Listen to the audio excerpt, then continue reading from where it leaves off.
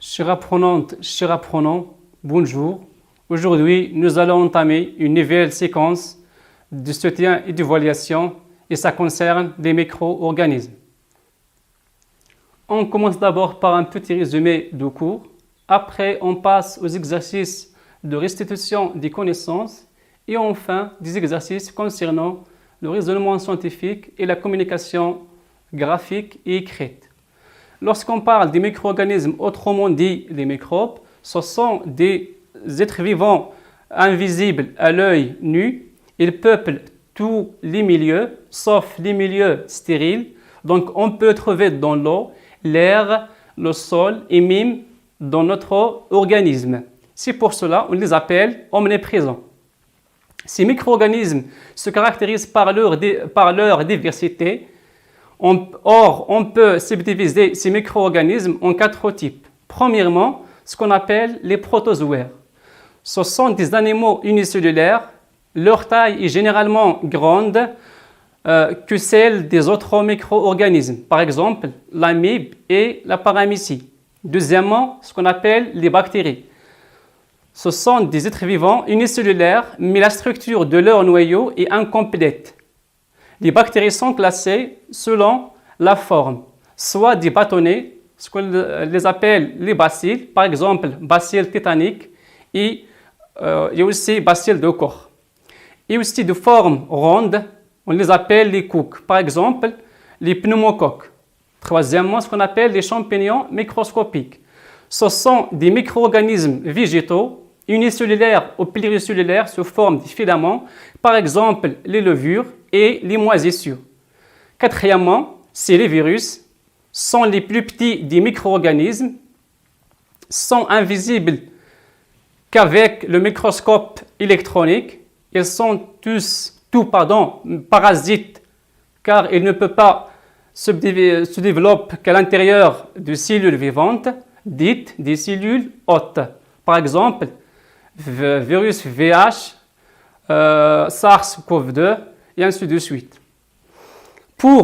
Donc, certains de ces microbes sont inoffensifs, c'est-à-dire non pathogènes. D'autres peuvent provoquer des maladies infectieuses plus ou moins graves. Donc, pour les caractéristiques de ces microbes pathogènes, on trouve premièrement la multiplication rapide chez les bactéries et les virus en général, dans les conditions favorables. Pour le mode de la multiplication des micro-organismes, on a premièrement ce qu'on appelle la division. Pour les bactéries et les protozoaires, ça veut dire qu'on obtient deux cellules identiques filles à partir d'une cellule mère. Deuxièmement, ce qu'on appelle le bourgeonnement chez les levures.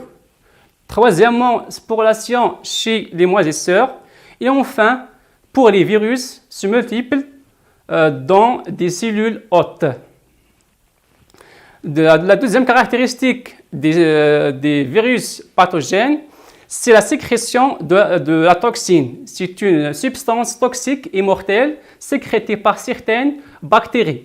Troisièmement, c'est la possession d'une capsule chez certaines bactéries aussi, ce qui les rend plus virulentes. Et enfin, la variation génétique chez les virus, cette variation de génération à génération, c'est pour cela qu'on peut trouver des souches de même virus.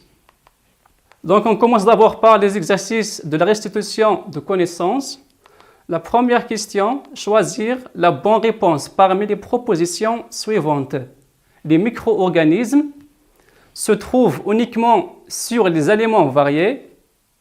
Deuxièmement, sont toujours pathogènes. Troisièmement, pénètrent dans l'organisme toujours par la bouche. Quatrièmement, peuvent parfois provoquer des maladies graves. Donc, pour la première proposition, se trouvent uniquement sur des aliments variés. Est-ce que c'est vrai? Non, parce qu'on a dit que les micro-organismes sont omniprésents, ça veut dire qu'ils peuplent tous les milieux, sauf les milieux stériles. Deuxièmement, est-ce qu'ils sont toujours pathogènes? Non, parce qu'on trouve parfois quelques microbes qui sont inoffensifs ou bien utiles. Troisièmement, pénètrent dans l'organisme toujours par la bouche. C'est non, parce qu'on peut pénétrer par la voie cutanée, par la voie génitale, et aussi par la voie respiratoire aussi. Peuvent parfois provoquer des maladies graves, c'est juste. Question numéro 2. Qui suis-je? Premièrement, je suis un micro-organisme parasite obligatoire. Deuxièmement, je suis une substance toxique sécrétée par certaines bactéries. Troisièmement, je suis une enveloppe qui peut entourer la paroi de certaines bactéries qui augmentent sa virulence. Quatrièmement, je suis un micro-organisme unicellulaire avec un noyau dont la structure est incomplète. Pour les réponses, premièrement, je suis un micro-organisme parasite obligatoire, donc c'est un virus, car il se développe à l'intérieur des cellules dites hôtes. Deuxièmement, je suis une substance toxique sécrétée par certaines bactéries, c'est ce qu'on appelle toxine. C'est une substance toxique et mortelle sécrétée par certaines bactéries. Troisièmement, je suis une enveloppe qui peut entourer la paroi de certaines bactéries, donc ce qu'on appelle la capsule. C'est une enveloppe qui entoure la paroi de certaines bactéries et les protège du système immunitaire. Quatrièmement, je suis un micro-organisme unicellulaire avec un noyau dont la structure est incomplète. C'est ce qu'on appelle les bactéries. On passe à la question numéro 3. Classer les micro-organismes suivants. Donc, premièrement, on a ce qu'on appelle virus de la grippe. Deuxièmement, bacille tétanique. Troisièmement, les moisissures. Et quatrièmement, la paramécie. Donc, ici, c'est à vous de donner le nom et la classification de chaque micro-organisme. Pour les réponses, on commence par virus de la grippe. Donc, à partir de nom, donc ce sont des virus. Deuxièmement, bacille tétanique. À partir de nom, puisqu'on a bacille, donc ce sont des bactéries. Troisièmement, les moisissures, ce sont des micro-organismes pluricellulaires sous forme de filaments, donc ce sont des champignons microscopiques. À la fin, on a ce qu'on appelle la paramécie, appartient au protozoaire, donc c'est un micro-organisme unicellulaire qui vit souvent dans les eaux stagnantes.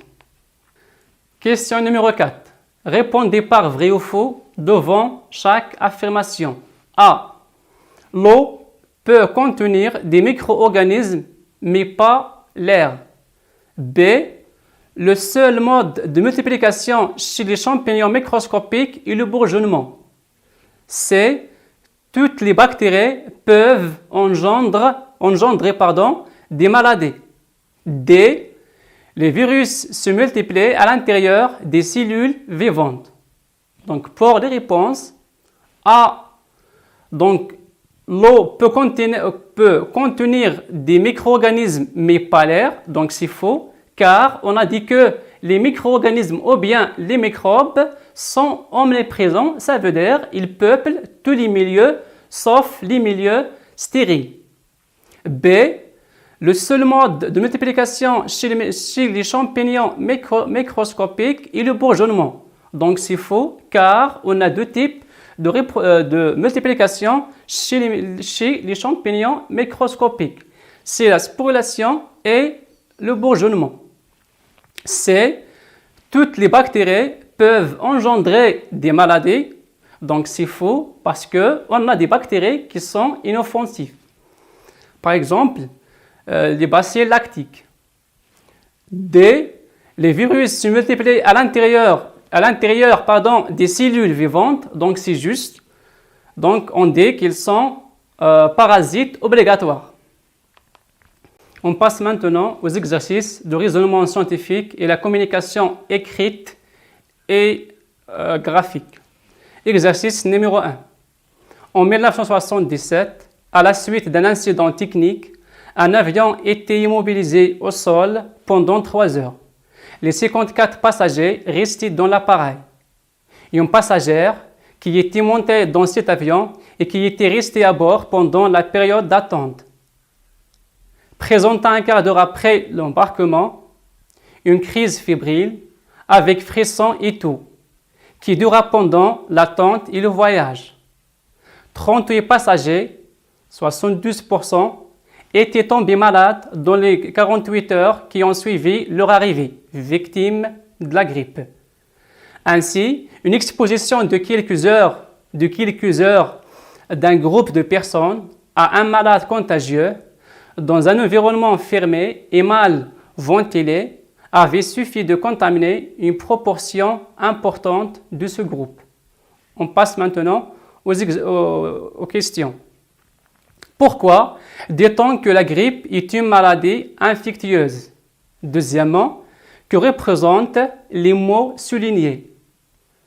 Donc ici, on a des termes, par exemple, crise fébrile.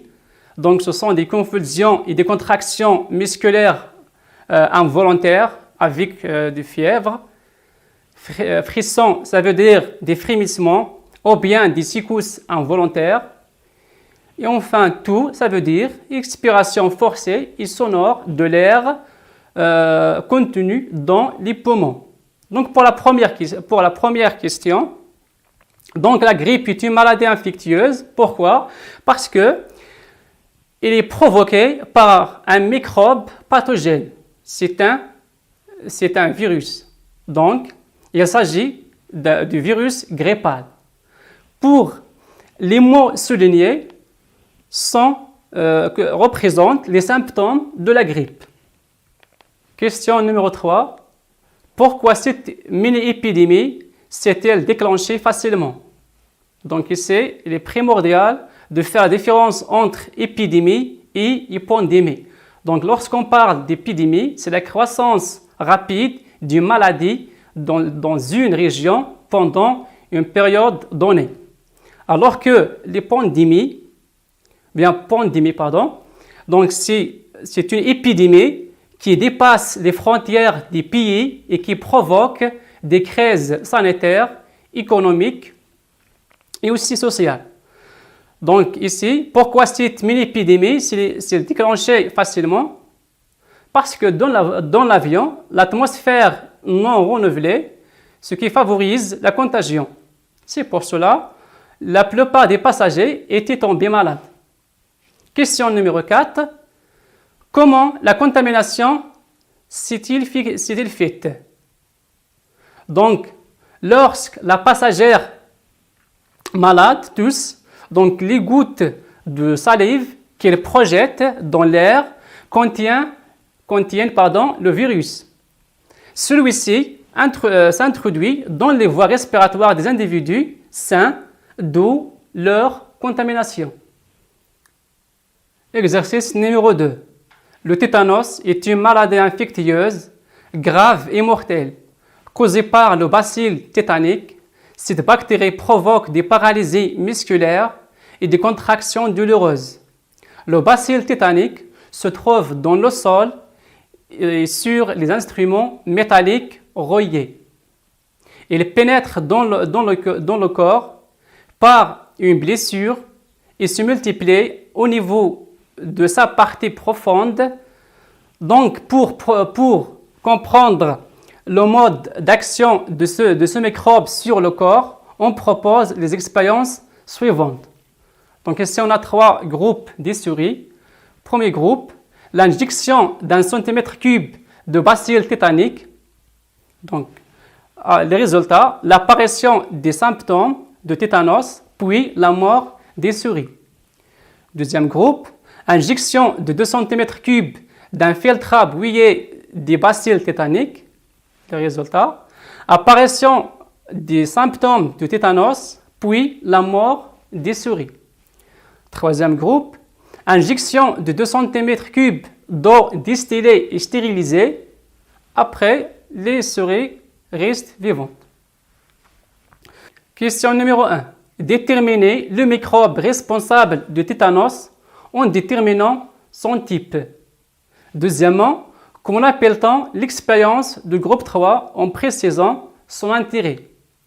Donc ici, il faut bien lire le texte. Donc d'après le texte, cette maladie, tétanos, est causée par le bacille tétanique. Donc, puisque c'est un bacille, donc appartient aux bactéries. Pour la question numéro 2, donc, dans le groupe 3, on a injecté 2 cm3 d'eau distillée et stérilisée et les souris restent vivantes. Ça veut dire, donc c'est une expérience témoin. Donc le groupe 3, c'est un groupe témoin qui nous permet de comparer les résultats. On passe à la question numéro 3. Donc, comment expliquer la mort des souris de deux groupes 1 et 2? Donc, pour le premier groupe, on a injecté 1 cm3 de bacille tétanique, ce qui provoque l'apparition des symptômes de tétanos et enfin la mort des souris. Donc les souris, l'explication, c'est l'injection des bacilles tétaniques, ce qui provoque leur mort. Deuxièmement, donc ici on a injecté seulement un filtre à bouillie des bacilles, ça veut dire qu'il ne contient pas des bacilles, mais il contient des sécrétions des bacilles, ce qui provoque aussi la mort des souris. Donc, réponse, les souris ont mort car on les a injecté le filtre d'une culture du bacille tétanique. Pour la question numéro 4, déduire le mode d'action du bacille tétanique sur le corps. Donc, si on compare entre les deux groupes 1 et 2, on détermine. Donc, enfin, on trouve que cette bactérie infecte le corps par la sécrétion d'une substance toxique, ce qu'on appelle la toxine tétanique. Ainsi, prend fin cette séquence de soutien et d'évaluation. Bon courage et bonne chance à toutes et à tous.